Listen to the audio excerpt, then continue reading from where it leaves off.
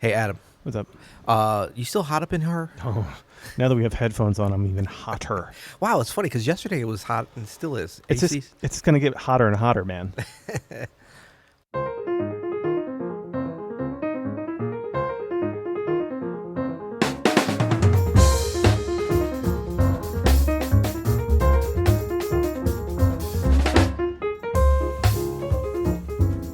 I'm Adam Manis. And I'm Peter Martin. You're listening to the You'll Hear podcast. Daily jazz advice coming at you. Sizzling at you today in our Yes. hot-ass pod cave in our broken AC studios. I don't like to start out the show like this usually, but it is hot AF. Let's just be honest about that. No, I mean, we were trying to bundle some episodes here because you're leaving for a tour tomorrow. Yeah. And it just so happens that the last few days, and maybe the next few days, our AC is out here in our beautiful studio. Yep.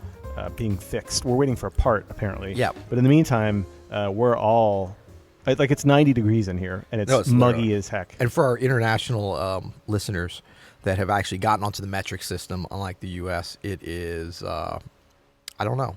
It doesn't say. But I think in 90 is like 40 or something. It's up there. It's up there. So, hey, before we get going, though, just a reminder that this podcast is brought to you by Open Studio. Go to openstudiojazz.com to check out our brand new lightning fast platform with a bunch of new features. We have a bunch of courses already up. More is on the way. Yeah. Go to, again, openstudiojazz.com. Very exciting. Very exciting. Oh, I'm sorry. It's 32. Oh, I kind of got ahead of myself. 40 would be like Oman in the Middle East. Yeah, exactly. No, anything in the 30s is really ridiculous. 40 is actually 104. It's not that bad, but we're going to be there soon. Maybe tomorrow. Okay, so today we're talking 7 options for a dominant 7th chord. And I thought we could do maybe kind of for our beginner, intermediate listeners, really give you the options. And I'm not talking about, I'm really not talking about using a dominant 7th chord like you would on a blues as a 1 chord. Yeah. But we really want to give you options to build some tension as you go to a 1 chord, right? So as you use the dominant chord as a 5 chord or a flat 2 chord or whatever you want to use it for. Don't give it away. We'll get there. We'll get there. So you're talking about, now we're talking about function, or we're talking about scales, or we're talking about all of it? I don't know what's going on We're here. talking about, so I have a list here. Okay. So really just different ways, different scales you can use over the dominant 7th chord, different substitutions. So okay. Let's do it. The first one we have is the most obvious. This is the Mixolydian. This Ooh, is that's the a classic. diatonic. That's a classic. If we're here in the key of F, and we have C7 going to F. Yep.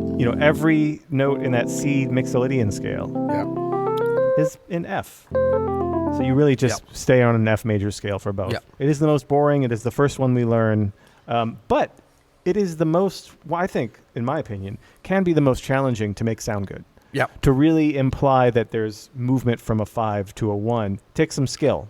I mean, and I'm thinking about some really beautiful melodic or rhythmic things that you could do interesting. Sure. Beautiful melodies, interesting rhythms. Because, rhythm, melody, harmony, those 3 basic building blocks, it's good to put a little thought into when it is kind of ordinary and there's not a lot of tension built in. I mean, there is from the 5 to the 1, but we're talking about the same notes into the scale. Something has to give us that interest in drama. So just think about the other elements sometimes if you aren't going to have a whole lot built in. Yeah, I mean, for me, I love using the 13th and the 9th in those situations. Yeah. Right? So it's C7, leaning on that A or the D. You hear that one all the time. Yeah, still pretty, standard. For sure. Good. So We're building.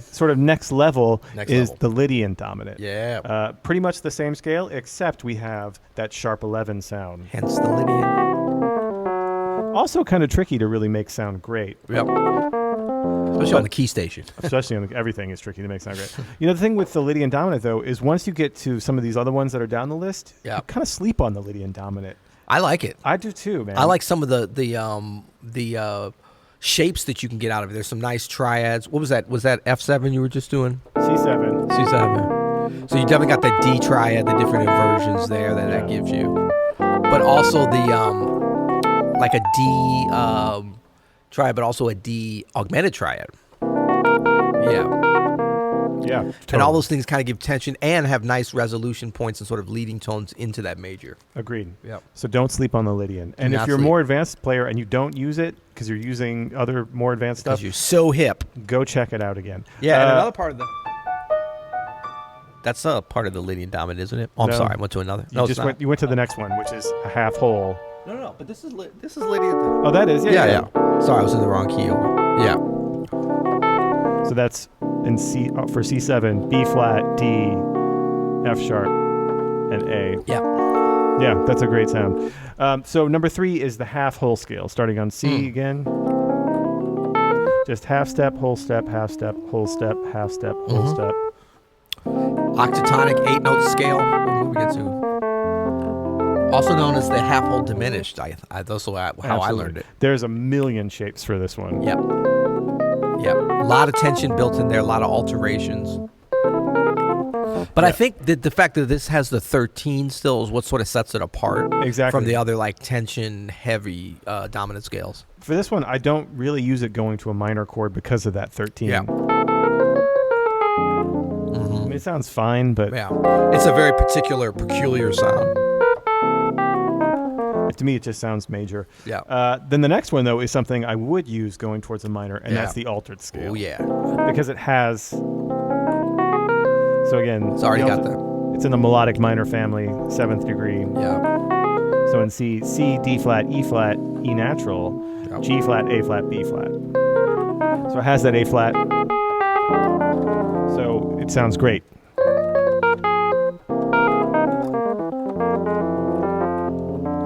Yep. Yep, and so what was that? That was the altered. That was number 4. Yeah. So the altered scale sounds great going to the minor. Yep. The half whole diminished scale sounds great going towards the major. Yep. Something that I think sounds great going towards everything is the sus. Oh, you love you some stuff. It's really just a Mixolydian,